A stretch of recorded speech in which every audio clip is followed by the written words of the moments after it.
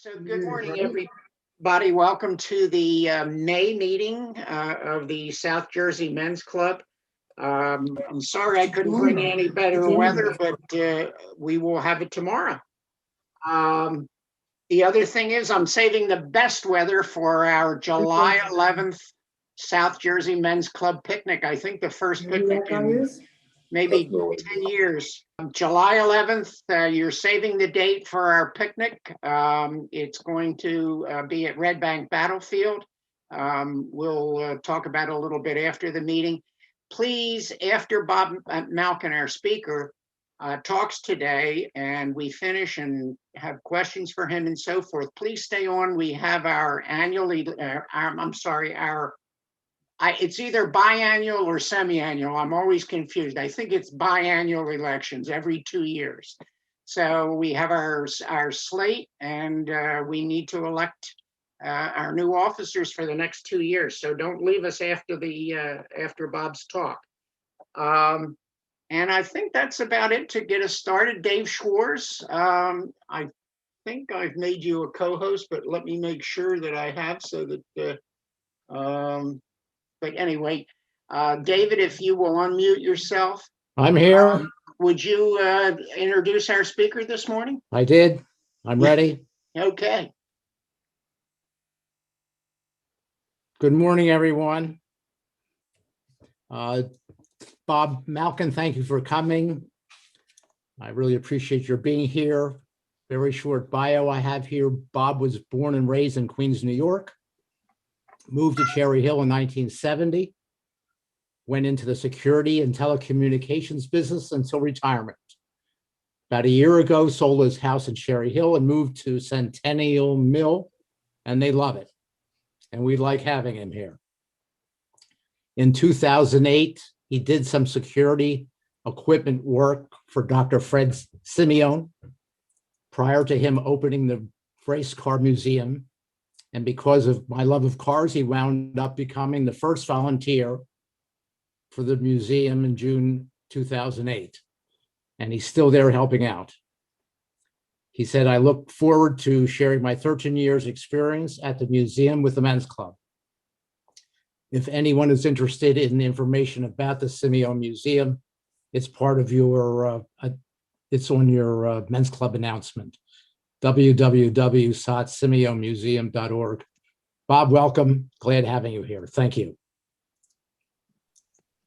Well, thank you for having me. I hope you can hear me now. I unmuted. All those things you said were actually true. Again,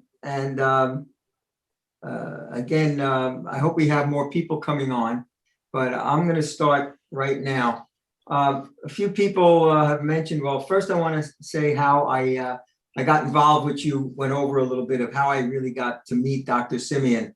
And I actually have to give credit to one of your members, a neighbor of mine in Cherry Hill, who lives across the street, Bernie Schuster, called me one day and said, my Cadillac club, somebody canceled one of our trips and we have an opening to go see a car collection in Philadelphia.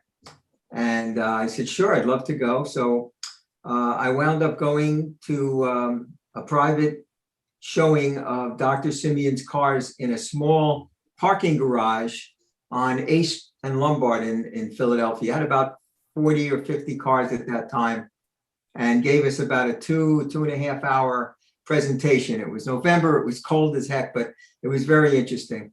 And then he described at the end of it that he was opening a museum the following year. And this was in 2007.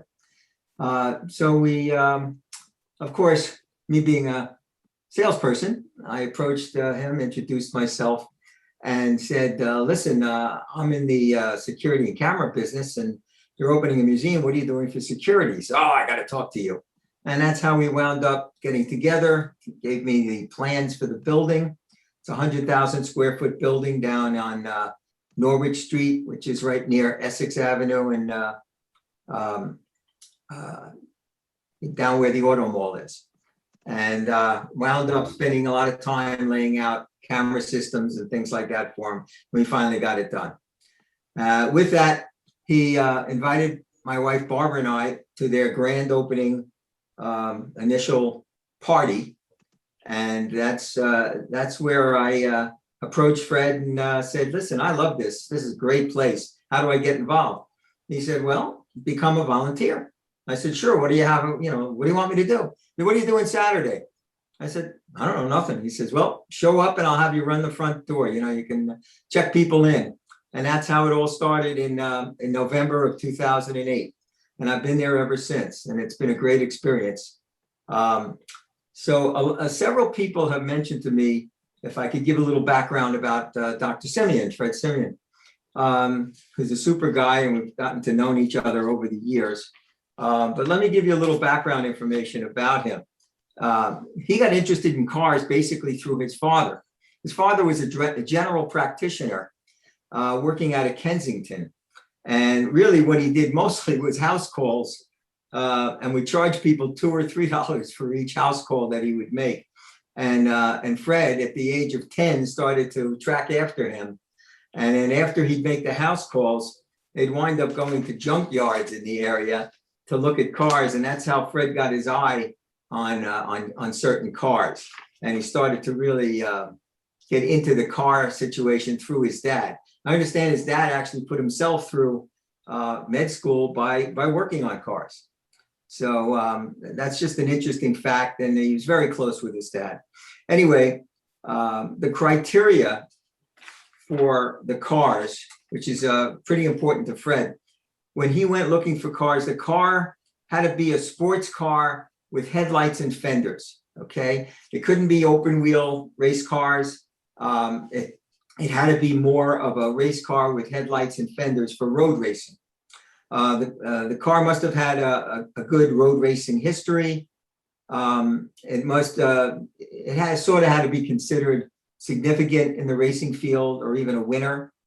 And important components had to be all original. Fred was his cars mostly, if you look at them, most people go, how come it's all dented up and this and that? He loved to get cars right off the racetrack and leave them completely original.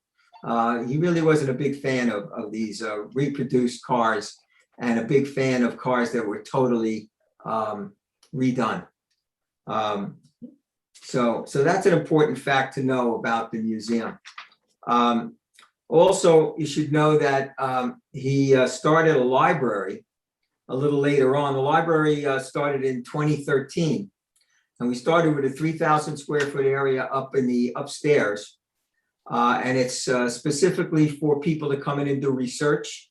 And he has an amazing amount of literature dating all the way back to the beginning of the century.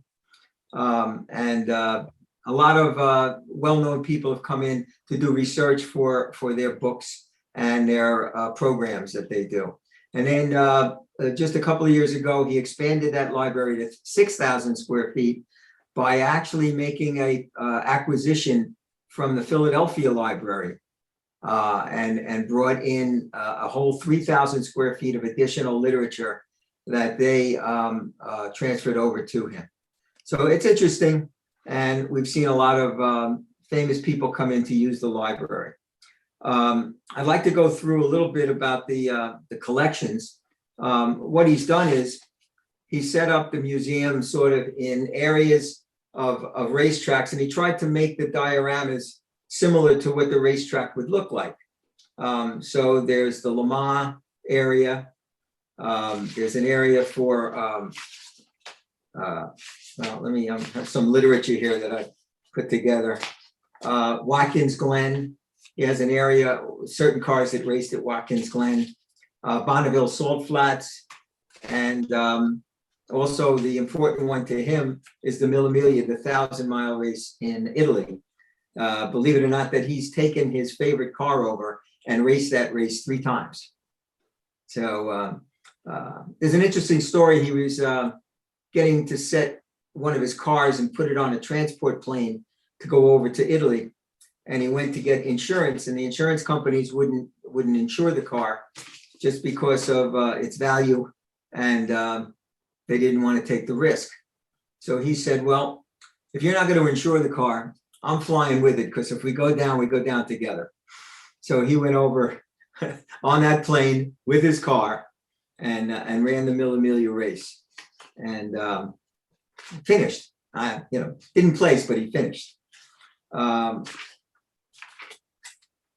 Okay, so I wanted to also tell you, importantly, Fred, in his career as a neurosurgeon, incredibly did as many as 1,000 surgeries in a year. And he did his surgery at, I could give you his background a little bit as far as what schools he went to, which I think is might be of some interest to somebody, but pretty incredible that he started off at Temple where his father went. And from there, let me get my literature so I don't tell you the wrong thing. He started at Temple and then he left Philadelphia to do neurosurgery residency at the Mayo Clinic. And from there, when his father got ill, he came back to Philadelphia and finished up at the University of Pennsylvania.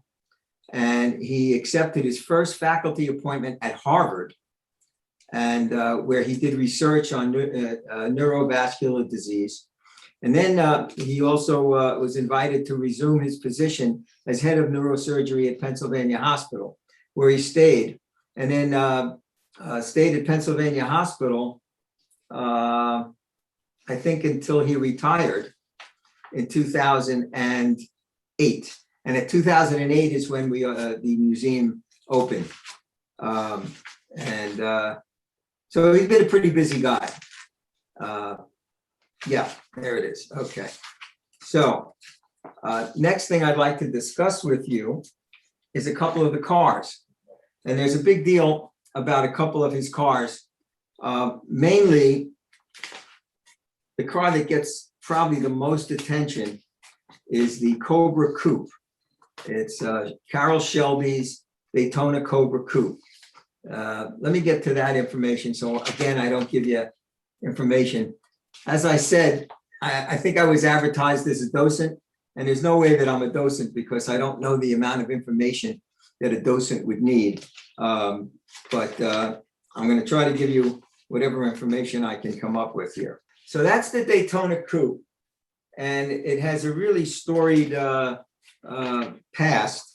It was owned by the music producer Spector, and wound up going through all sorts of legal ramifications. People were trying to get the car after he gave the car to one of his caretakers' family, and it wound up being stored away for many, many years in a storage facility.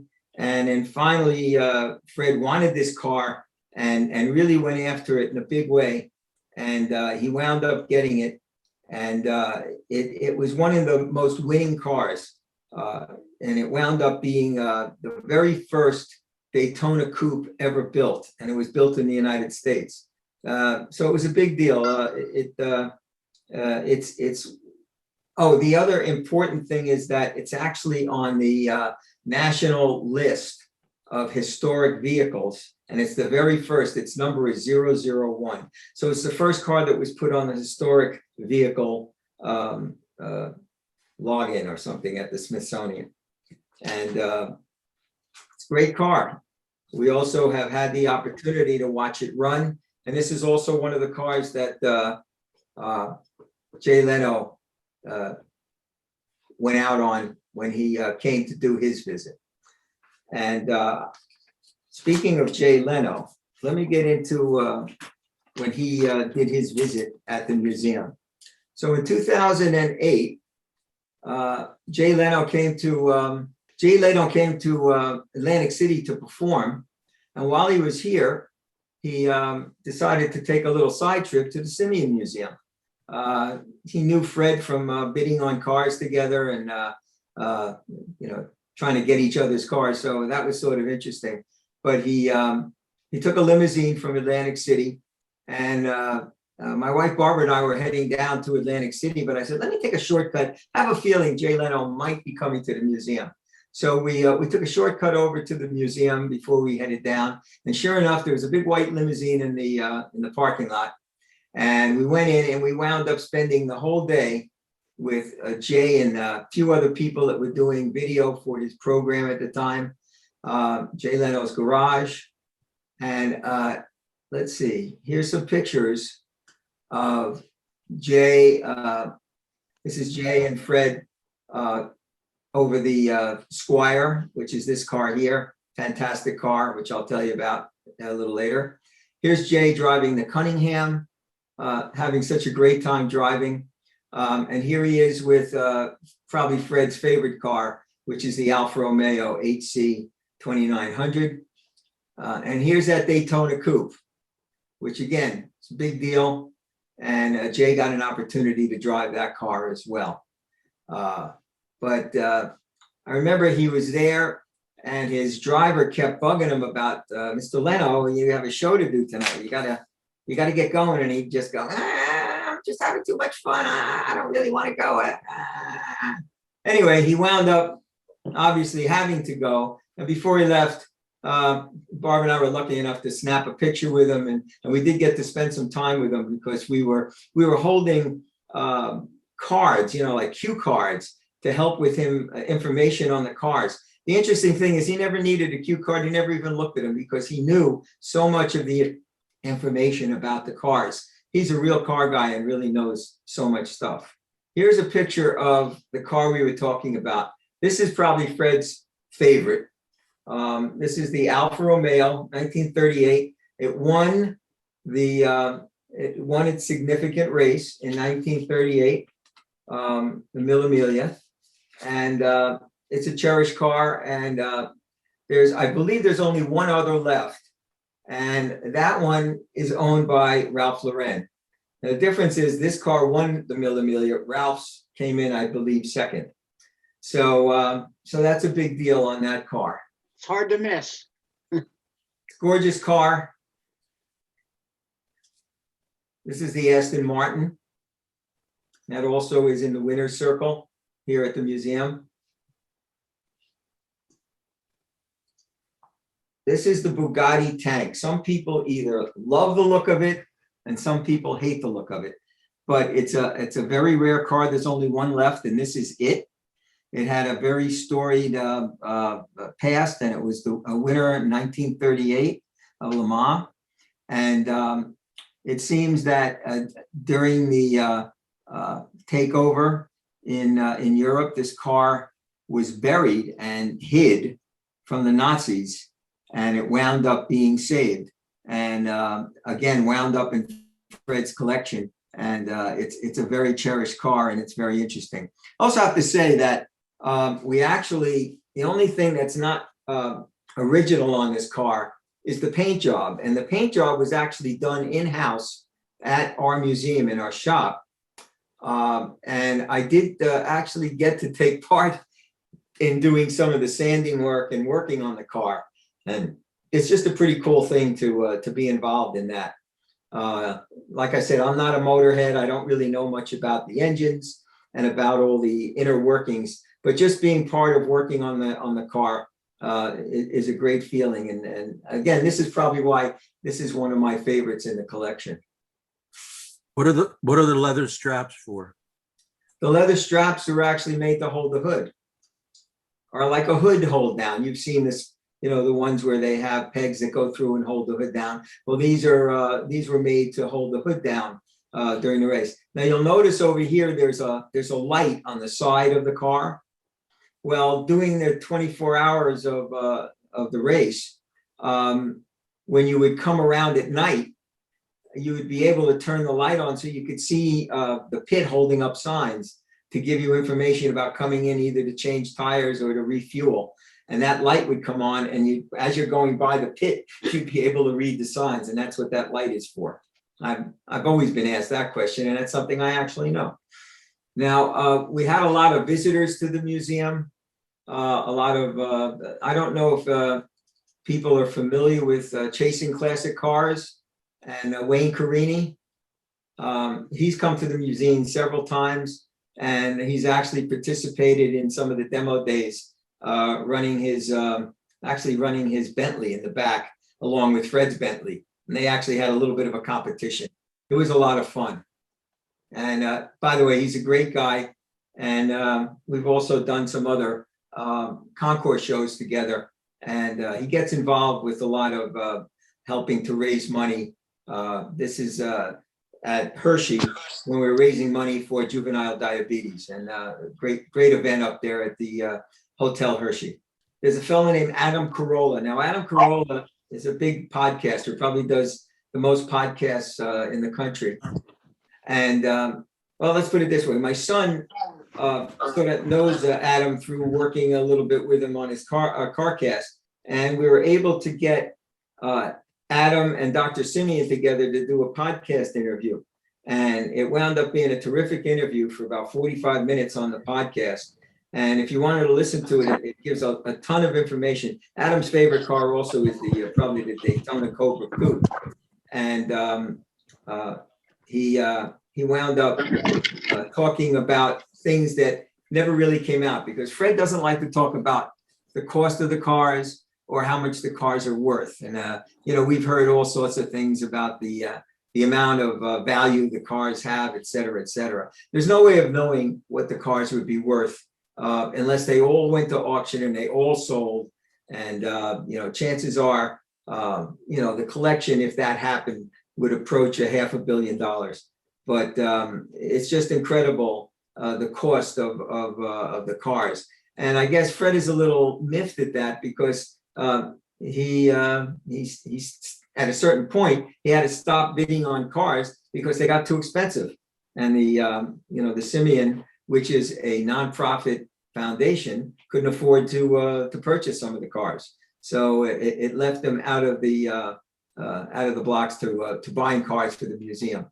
Although what he has now is a wonderful collection, and some people are actually donating cars, and that's actually in an area that they just renamed and reproduced. Let me see if I can get to that. So this used to be the annex in the back room of the museum, and they just took it and turned it into the salon of sports cars and style and design. So there's some amazing cars in this area here. And because it's like a separate room in the back, some people actually miss it. And I always have to make sure that in my schmoozing at the museum, I make sure people get to go back there and see what is there.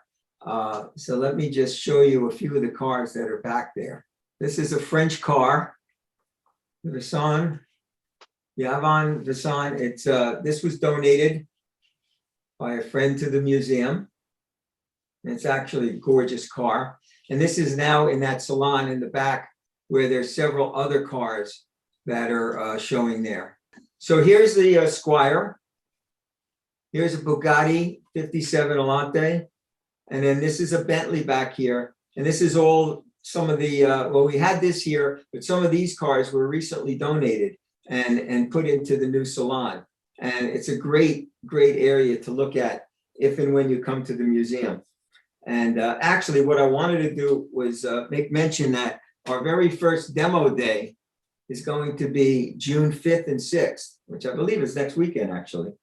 And we'll be taking out 6 cars. And the 6 cars are the 6 cars on this side of the salon, all the way up to and including, I believe it's a 1957 Mercedes Gullwing. That actually was Fred's dad's car. And the story is that he actually bought that car at a used car lot up in the northeast of Philadelphia way back. Hard to believe, because that car now has some incredible value. So those 6 cars are going to be coming out for demo day starting on the 5th and the 6th. And I'll be there helping out. I'm actually going to be manning the membership table. So if anybody wants to come and say hello, please do. And if I can break away, I'll be happy to show you around a little bit. But also membership's great here because it's very reasonable. Membership is $50 for an individual, $75 for a family. And just buying the membership, you wound up getting, included in your first admission when you come in, and then you get another 2 admissions, and you've paid for the membership. And there's always something interesting going on in the museum. We now have an exhibit of the most amazing collection of pedal cars, antique pedal cars. And, I guess a lot of us are grandfathers, and it's really cool if you want to bring your grandchildren in and show them this. There's also an area in the museum where we allow the young kids, we have little cars that they can play in, and actually some electric cars that they can drive while they're there in our big open area. And, it's very important that kids start to learn more about cars and the safety of cars, and how cars have improved over the years for safety factors.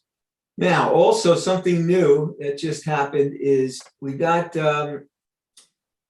there's an artist, his name is, it's Alfredo de la Maria. He's an oil painter, famous guy from, sorry about that. He's a famous guy from Uruguay, is it? Yes.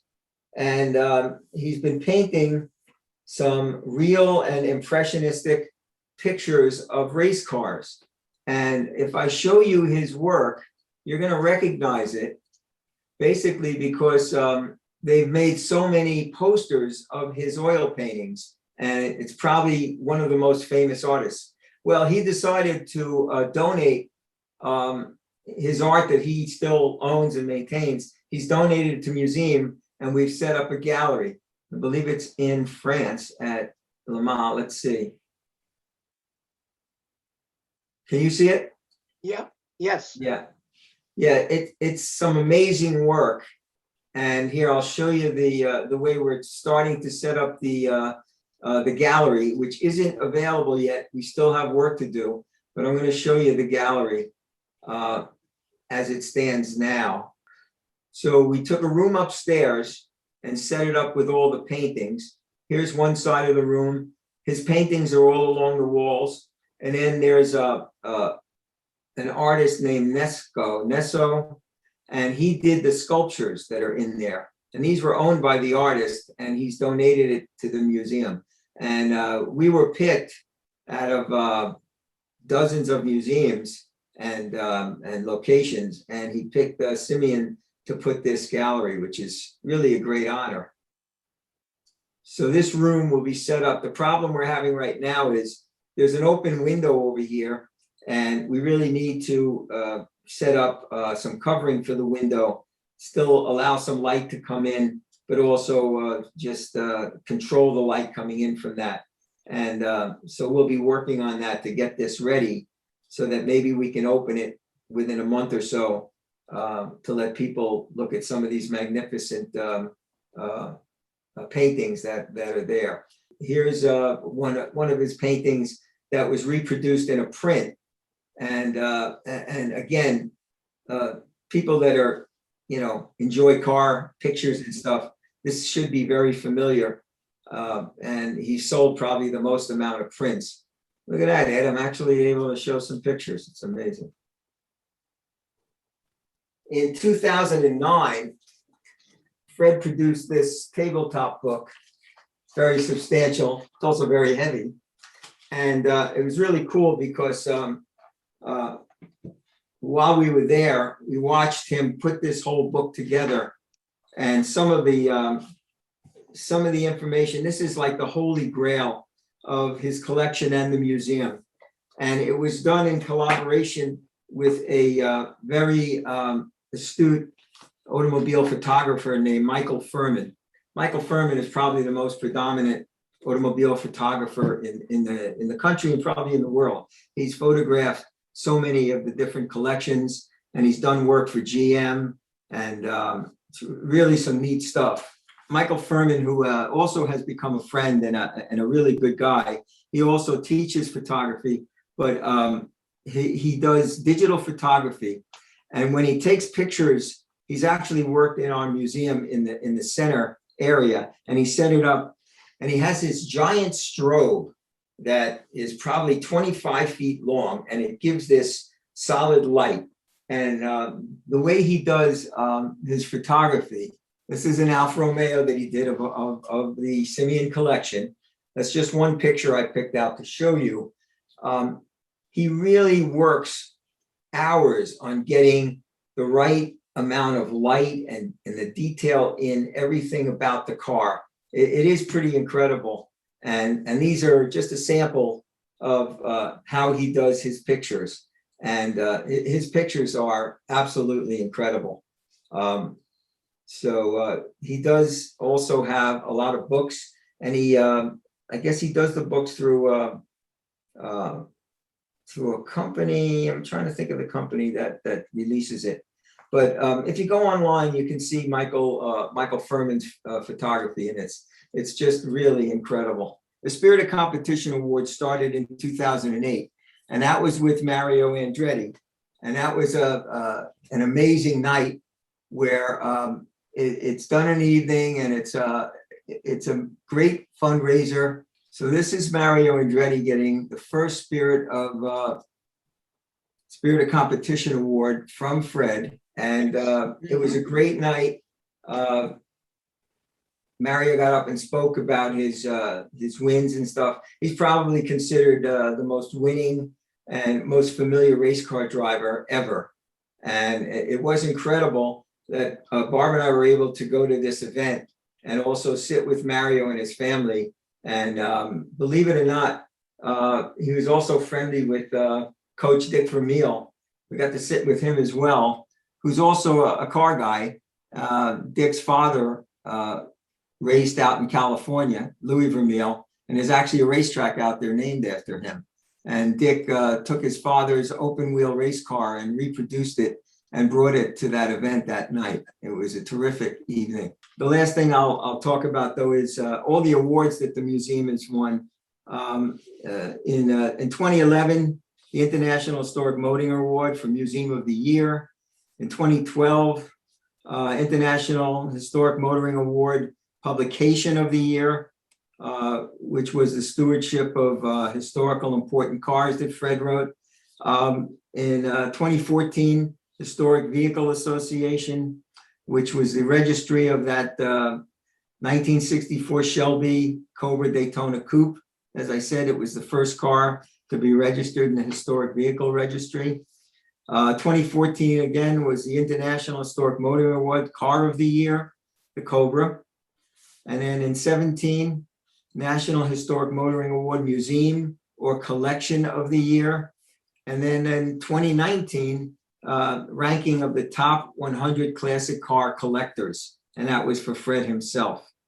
So it's pretty cool that the museum has won all these awards, and it's right here in our backyard in Philadelphia. I also am throwing myself out there to say that maybe we could work with your club and set up a time when you can come in as a club and tour the museum, and we can get you an on-site tour instead of a Zoom situation like this, which I'm struggling with a little bit, but we're getting there. I think, Bob, there's probably enough people that we surely can see what the interest would be. I know there's a number of people. I'm always amazed. We've got a few people who have classic cars, or at least they feel they're classic. I know Rob Sachs, Randy. I have an old Corvette. Hey, there you go. I know you told me about it. I'm sure there's some other people who probably have classic cars either in their garage, or in my case, I gave it to my son-in-law because I got tired of storing it. Right. Yeah, Rob and I have gone to some car events, and gone down to the car auction in Atlantic City. And you know, he's a real car guy, but he's more of a nuts and bolts guy, that's for sure. But I just love the look of cars. And if you like, you don't have to be a car guy even to appreciate the museum. We have people coming in who just love the look of the cars, and it's like looking at sculptures. It's just incredible what's there. And again, it's something that if you can, us guys will get in at $10 a head. It's a great value to come in and spend some time at the museum. So if anybody has any questions, if you'll unmute yourself, I can I will switch back to gallery view and just wave your hand at me and I will recognize you so that we don't have everybody coming in at once if anybody has any questions. Just in case you're not familiar, the Simeone Museum, I believe, is in South Philly near the airport. It's not far. If there's enough interest, we'll explore our members' interests, and we'll see if we can set up a time where we can all go over there, and maybe Bob will take us through. I'd be happy to. Listen, yeah, it's on Norwich Street, which is right behind Essington Avenue Auto Mall, and it's very easy to get to, right off of 95. And it seems to be off the beaten path. But the thing about it is, because of the way it's set up, we're able to take these amazing cars and demonstrate them on our back lot. We have a 3.5 acre open lot in the back, which we set up as sort of a racetrack. And it's amazing, but hundreds of people come out to watch our demo days. And as I said, our first demo day after COVID is going to be, is it next week now, the 5th and the 6th? Yes. Yeah. So I'll be there on the 5th and maybe even the 6th. I don't know. I'll have to check it out with my wife. She's on now. We'll see. But it's wonderful to see these cars run on the back track. And then Fred goes out and we open the hoods up and everybody can peek their heads inside the cars and really get to see them up close. It's the only museum that I know of that does this. All right. But I'm open for questions if anybody has a question that I can answer. Now, of course, there might be questions I can't, but I'll be happy to talk about it. Anyone? Dick Nemiroff, go ahead. Unmute yourself. Oh, you're unmuted. Go ahead. Good morning, guys. I just thought you might like a little historical background about Dr. Simeone. Over 50 years ago, I came to Pennsylvania Hospital as an intern. And who was my mentor but none other than Dr. Fred Simeone. And after doing a little research on him at the time, I think he was 39 years of age when he was appointed chairman of the Department of Neurosurgery at Pennsylvania Hospital. That's not a small feat for a man. He was really regarded as one of the top neurosurgeons in the country and very innovative, not just in automobiles, but in neurosurgery. And I remember him always being available and always encouraging people. And he was wondering why, as an intern, being very harassed, why I was rather happy as an intern. And I told him I wasn't getting my balls blown off in Vietnam, and I was safe here in Philadelphia at the nation's first hospital. And lo and behold, someone came into the emergency room. I guess it was sometime in September. And in those days, Society Hill wasn't very Society Hillish. It was really South Philadelphia's row for drunks and various lowlifes. And so there was a security problem. But on Friday night, when the welfare checks were issued, we'd get a variety of drug overdoses, trauma, etc. And one night, a young man came in with a hunting knife stuck out of his eye. And I called Simeone after stabilizing the patient, and he said, "I'll meet you in the operating room within the hour," because he knew it would take time to prep this person. And I said, boy, this is going to be exciting. And I had the patient all prepped. We had tons of equipment out. And Fred came in, "Hi, Dick." And I said, "Hi, Dr. Simeone." And he proceeded to step up on the table, put his left hand on the patient's forehead, and then he pulled out this knife. The patient was still stable. There was no bleeding. And he told me what to do once the eye had been enucleated. And that was to fix the socket so that he would be left without an eye, but his life was saved. And I was just stunned that this operation took him 5 minutes. And lo and behold, the patient was fine. But Fred always had a great sense of humor. And I remember one of the lessons that he taught me when we did some complicated neurosurgery, and he picked people to assist him that he thought he could trust. And it was at 2:30 in the morning that we finished. He said, let's get something to eat in the cafeteria. And he decided a double steak sandwich would be just appropriate. And it was then that an epiphany occurred when Fred said, now you have to put 2 packets of blue cheese dressing on the sandwich, and that will really brighten it up. And we did. There were a couple other guys with us. We all had these steak sandwiches, and it was a delicious addition to the steak sandwich.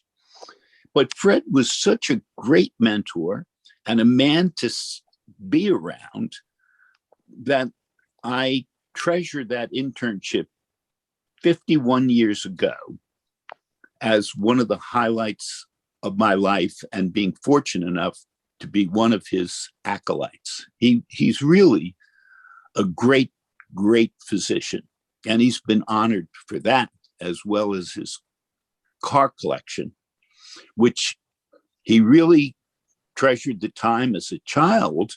And I might add that he does have a very Jewish connection that you might know about or might not know about. There was an Orthodox synagogue near where he lived, and Fred, being an entrepreneurial kid, he realized that he could become the Shabbos goy, and he would go to the synagogue and I heard this story. and he would also go back and turn them off, and he'd make sure that the stove was on or the stove was off when they were, and that was a way that he occupied himself. And this was, a little bit of extra money, but Fred is really a wonderful person. If we could go to the museum, and maybe I could call him and ask him to help steward the tour. He's really, as you must know, Ed, he's really a wonderful person to be around. Just a great guy. Thank you, Dick. Yeah, Dick, I have to add to that, if I may. Being there for 13 years, every Tuesday, we would, a group of volunteers, we would all have lunch together with Fred. And some of the stories like you're talking about, he'd have some great stories, but his sense of humor, and we'd also trade jokes. And I mean, he's a wonderful human being. He's fun to be with. He's very direct. And, Very look at you go, hey, Bob, it looks like you gained a little weight there, huh? He's just a very fun guy to be around. And he's great to talk to. Whenever I go there, we always get together and talk a little bit, but he's in great spirits. He's in great health. And hopefully, Dick, maybe we can get him to, he doesn't do the tours like he used to. No. We have some of the volunteers, but he also says, and I have to say that the museum is run more or less by volunteers. There's only about 4 or 5 in staff for this large museum, but the volunteers have such a good time, just being there. And I always say, he thanks me all the time for coming in, and I say, are you kidding me? I thank you for letting me play in your sandbox. Thanks, Bob. Thanks, Dick. Well, as a physician, Dr. Simeone had one rule, and you could do anything you wanted surgically or medically under his tutelage, as long as it didn't involve the fire department or the police department. That's his only rule. Thanks, guys. Anybody else with a question?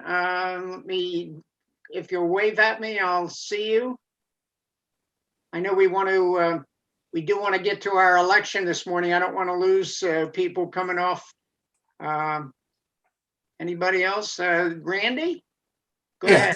ahead. Yeah, just a quickie, Bob. Sure. What's the right word to use? How modern does the collection get up to? Okay, actually the newest car is the Alfa Romeo TT. It looks more like a little bit of a modern race car, and that's 1975. But for the most part, the newest car is 1970.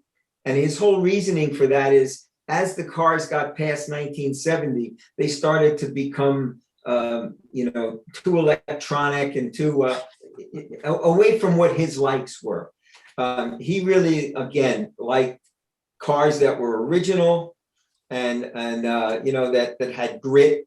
And, like I said, a lot of people go, well, gee, how come that car is, that could use a paint job, or it could, nah, that's just basically the way it came off the racetrack, and that's the way he liked it. And if we had to repair a car, because remember, we're 100% of these cars are being run on our demo track. And in order to make them run, sometimes we have to put parts, and we have to manufacture our own parts in the shop, because we want to make sure that the parts are original. So we'll take the original parts, we manufacture them to work. So it's quite an event. Yeah, 1970 though is your answer, basically. Okay. Yeah, and being a car guy, yes, I'm all in favor of having a South Jersey Men's Club Detour Deluxe over there. Sure. Yeah, well, let me know, and I'll be happy to facilitate that, and whatever I can do to make sure. And anybody that has a sort of a cool car, or even not a cool car, we can set up an area in our parking lot where we can all show our cars. I have a tasty little 1988 Porsche Carrera cab, and I love showing it off. So I'll be happy to be part of it. All right, thank you, Bob. Anyone else? Questions? Gary, no, that's not your hand, is it? That's your elbow. I don't see anybody. If I'm missing somebody, go ahead and chime in. If not, we'll end this part of the meeting. All right. So give me a second here. Bob, I want to thank you for taking the time to talk to us and setting up all your notes and everything. I know you and I struggled a little bit the other day, but we've gotten it. I think we've gotten it down. I think you did a great job being able to share the photos and so forth. I wanted to let you know that we are going to start our live meetings one of these days, not too long in the future. I'd like you to come and have breakfast with us. You have a one-year membership that we'd like to award you in our men's club. So come have breakfast with us one morning. You're out there in Centennial Mill. I know you know Dave and some of the other guys out there. They'll keep you posted. Come and have breakfast at the JCC one morning. And thanks. That's great. Thank you. Appreciate that. I also want to tell you, I want to thank the group for sort of making me do all these notes and all these things. And I have to tell you, it's been a wonderful learning experience. I've learned more putting these notes together than I don't say more, but, similarly to the 13 years that I've spent at the museum. And I'll continue as long as I can. But thanks, guys. I appreciate the time. And I hope I covered enough for you. But if you have any questions, you have my phone number and my email address. You're certainly welcome to reach out. Thanks again, Bob. Okay, take care. All right, gentlemen. Thanks, Bob. Good morning again, gentlemen. So this morning, the important thing we need to accomplish is a new slate of officers and board members.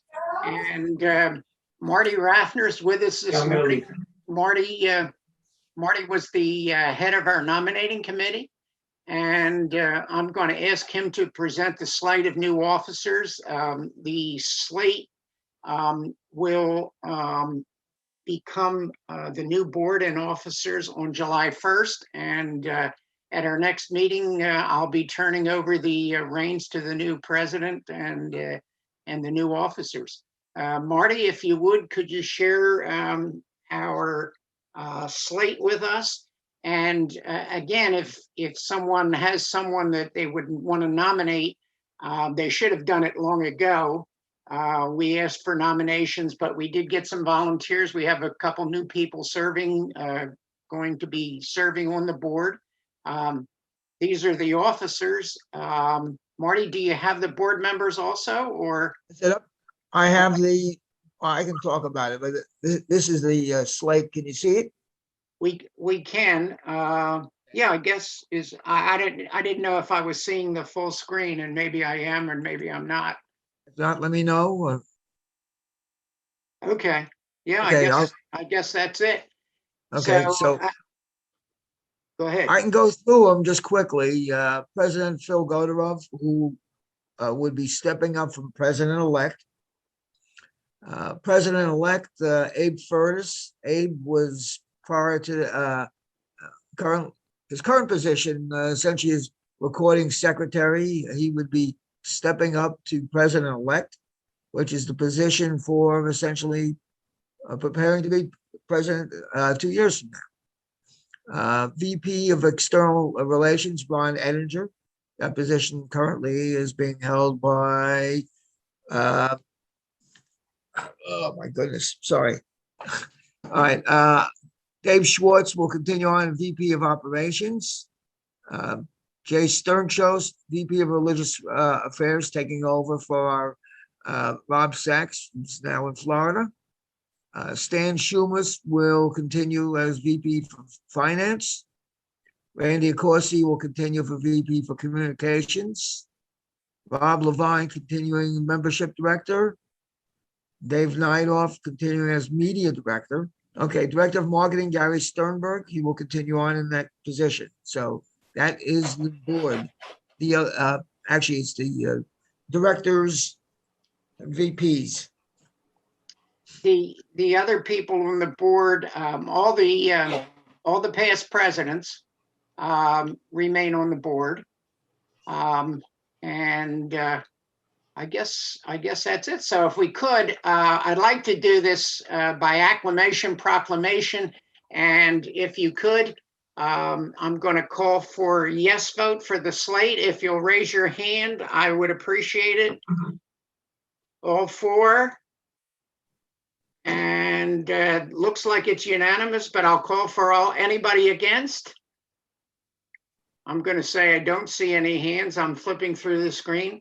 So we have a new slate for the next 2 years. And I'm sure that the club will continue on as vibrant as it always has.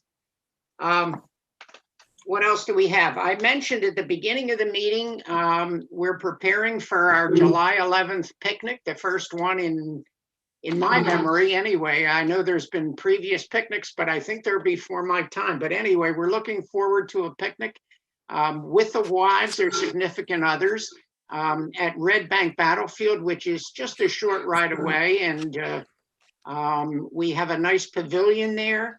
Don, maybe could you take a minute and after telling us just a little bit about Red Bank, I want to make sure everybody reserves the date, July 11th, 11 a.m. We're going to have food. We're going to make some preparations if people don't want to drive down there. We can probably share rides with people. I know we'll have some volunteers.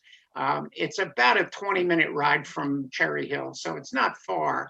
It's down in sort of the Paulsboro area, just below the Walt Whitman Bridge. But Don, go ahead. You take the floor and then tell us about fantasy football when you finish.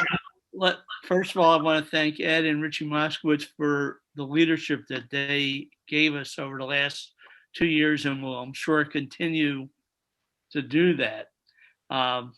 It's been tremendous, and we keep getting momentum, and it's great. And I'm sure Phil's going to do a great job too. Regarding Red Bank Battlefield, really, Ed gave most of my report.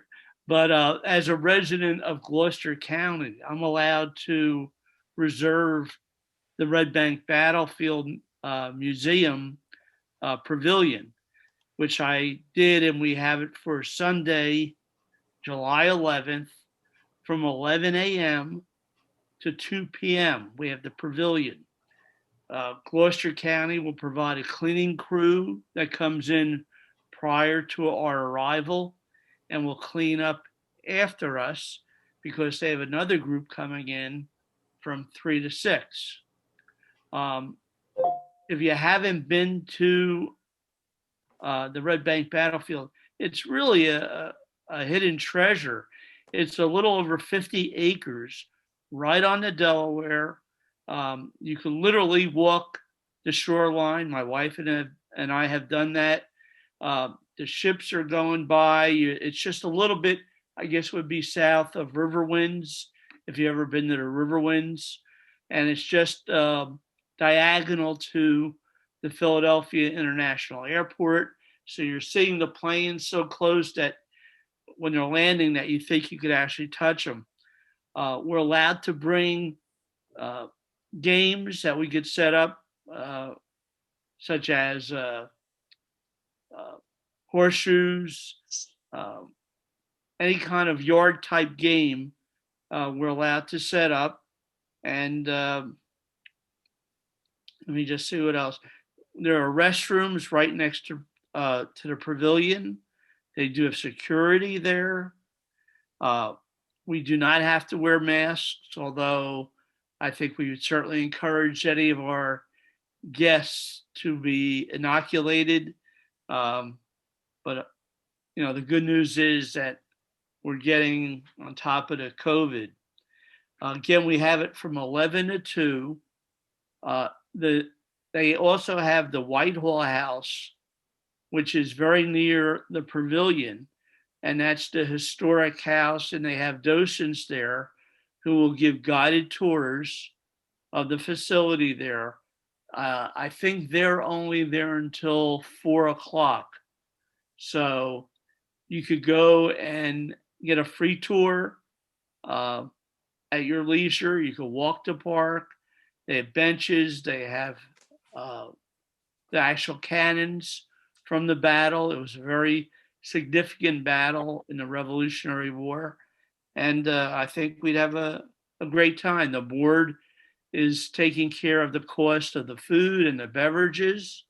Probably the most important thing we will need, and I'll be sending out another announcement on it. We need a reliable count. The board's paying for it, but we don't want to waste our money either. So we would like to have a reliable count of how many members are attending and guests that they are bringing. They're entitled to one free guest. It's very easy to get to. It's right off 295. There's a lot of signage. From the Cherry Hill area, it's probably 15 minutes, maybe. We will try to provide carpooling as well. Questions? Fantasy football. We're going to have a very detailed email come out.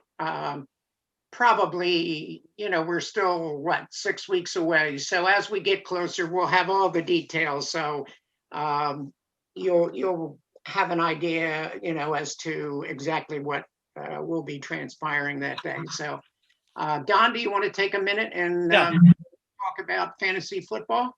We are starting, I think it's our 7th season. I lost count, but if you're interested in participating in fantasy football, you need to let me know really very soon. We're going to be having a Zoom meeting June 8th. I'll be sending that announcement out to the current owners after this meeting. And it's a lot of fun. You don't have to be an expert. It helps to be lucky, but you don't need to be an expert.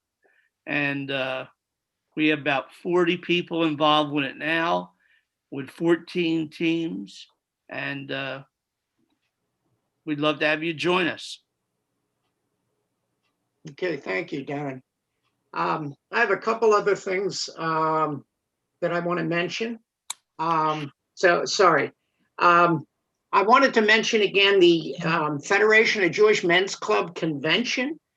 We've sent out a number of emails on it. If someone missed it or is interested and hasn't seen them, I will send out one more. It starts, I believe, on the 6th of June. It runs for a week. There's all types of programs during the day, in the evening. You don't have to fly anywhere. It's virtual this year.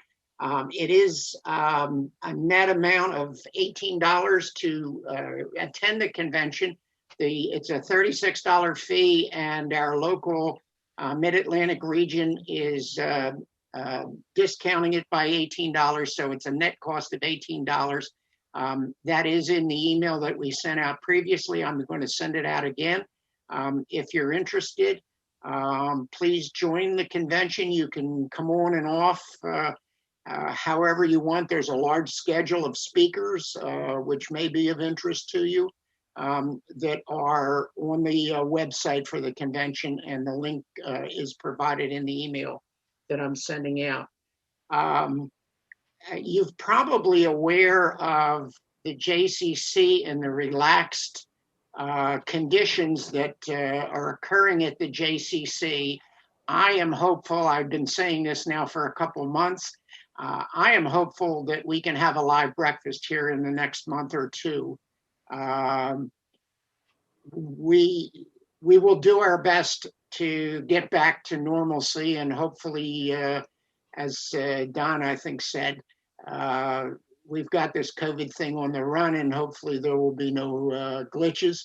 I would love to see us have another breakfast.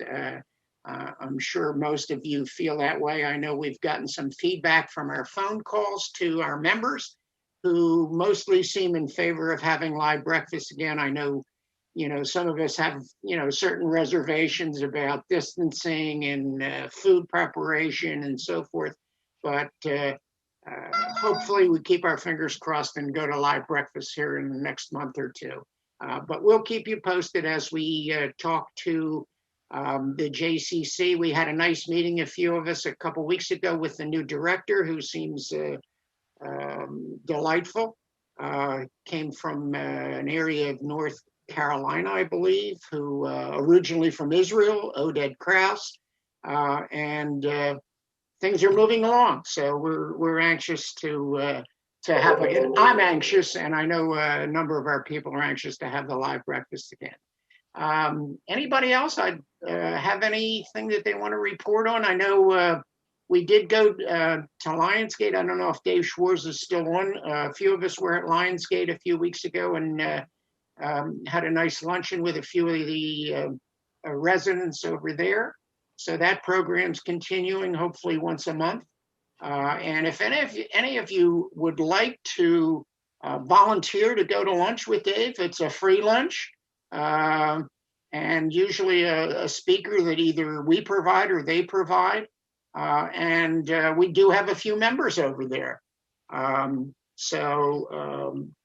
Give Dave a call or send me a note by email that you'd like to attend. And Dave's always glad to have company. Thank you. Yes, I do. David, you want to say anything about the Lionsgate lunches? No, you're okay. No. All right. Yes, thank you. Anybody else? If you know what, if you'll just unmute yourself and chime in rather than me looking for you. Anybody else? Something to report? Ed, just as a reminder, I put the FJMC discount code in the chat. Okay. Ready? So you have it right there. If you're not signed up yet, sign up. Yeah, I will send out another email including the discount code, and you can go to their website and see what they're going to present if you have some interest. And also, if you're planning on going to the JCC, bring with your vaccination card. They're asking people when you walk in the front door for a vaccination card, then they're asking people who are vaccinated or allowing people who are vaccinated to go without a mask if they wish. in like the exercise room. But the only way that they're going to keep track of that is if you bring in your card. Right. The way I understand it is they want you to wear the mask in the common areas, but when you get to your destination, you're free to take your mask off. And Right. of course, If you've brought in your card. if you brought in your card, right. So that's for both members and guests coming into the club. I know most of our, I know some of us are members at the JCC and others are not. Are they going to record vaccination cards for non-members coming in also? Oh, no. Okay. Well, we'll find Phil? out. Phil, do you have to have the card itself, or if you have it on your iPhone, is that sufficient? I brought in my card, and they were able to record it right on my membership. And I checked as soon as I got back to the fitness area. I asked them to pull up my membership, and it was. I looked. I saw it was vaccinated. Right. I just showed a copy. When I was in, I just showed a copy of my. Yeah, I just showed a picture of it on my iPhone, Okay. and they took that. All right, good. So it sounds like in any fashion on your iPhone, paper, whatever. I have a question because I tried using the facility and I found that they were allowing people in the spin room and in the basketball area to not not necessarily vaccinated to just work out free of masks, and that blows their air throughout the building. It's a one air system building. You're not protected. 20% of people getting vaccinated can still carry these live viruses in their nostrils, just not getting infected themselves. And about 80% of the people who actually do get infected have no symptoms, have no knowledge they're carrying it. It's a really, in my mind, it's a poorly controlled environment. And there are people who are going to pick up this bug who got vaccinated, and they'll be sick. They just won't be deathly sick, but they'll be able to transmit it for a few weeks to people who could get deathly sick. This is an indoor facility, and they really don't have 100% control over letting vaccinated people only in the building, which means virus is going to circulate in that building. And that's the epidemiology of that location. Lee, I understand how you feel, and I'm sure there are other people who feel the same way. And there are people, it's getting to a point now where you're out every day if you want to be, and if you don't want to be, you're staying in. But if you're at ShopRite or you're at Turning Point or any restaurant or any facility, you don't know who's next to you. That's the chance you're going to take. I think we're all kind of aware of that whether people or we don't know whether the guy next to us is vaccinated. We don't know whether the cashier is vaccinated. That's true, but there's very few places where people are exercising and blowing out their lungs really hard. That transmits lots more aerosol than anything else you can do. And that's an indoor place, not outdoors. I understand. And I think most of us do. Nelson? I just wanted to remind everybody that tomorrow is Memorial Day. It's the day when we recognize those who gave the ultimate sacrifice in our freedom for the United States. Camden County will be having a Memorial Day ceremony in the open air at Cooper Park on Veterans Island starting 11 o'clock tomorrow. If you can be there, please show up. The weather should be nice. But again, please recognize that tens of thousands of Jews have lost their life in sacrifice for our freedom in the 20th and 21st centuries.